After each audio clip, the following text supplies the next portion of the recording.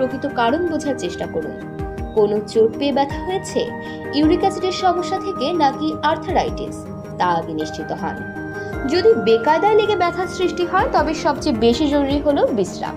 আর শারীরিক পরিশ্রমের অভাবে ব্যথার সমস্যা তৈরি হলে অবশ্যই নিয়মিত আধ ঘন্টার ব্যায়াম লাইফস্টাইলে যোগ করুন। হাঁটু, কোমর ও ঘাড় ব্যথার একটি বড় কারণ হলো দীর্ঘক্ষণ বসে থাকা। বসার সময় মেরুদণ্ড সোজা না রাখার কারণেও এমন ব্যথার সমস্যায় আপনি প্রায়ই পড়বেন। তাই চেষ্টা করুন এই বদভ্যাস এড়িয়ে চলতে। জুতার সাথে হাঁটু, কোমর ও ঘাড়ের ব্যথার যোগসূত্র রয়েছে, তাই চেষ্টা করুন সঠিক মাপের ভালো মানের জুতা পরার। হাঁটু ব্যথার আরেকটি বড় কারণ হলো ওজন।